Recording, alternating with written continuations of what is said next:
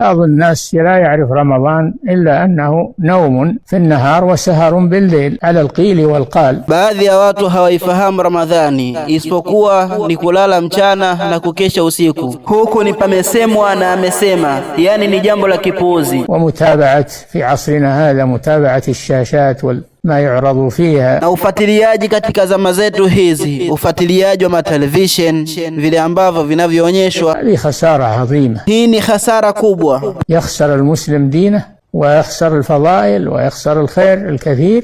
Anaipata hasara Muislamu ya dini yake, na anapata hasara ya mambo bora, yani fadhail, na anapata hasara ya kheri nyingi.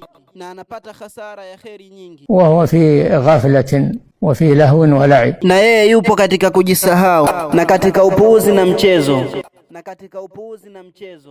Hii ni katika nasaha za Imamu Fauzan hafidhahullahu ta'ala.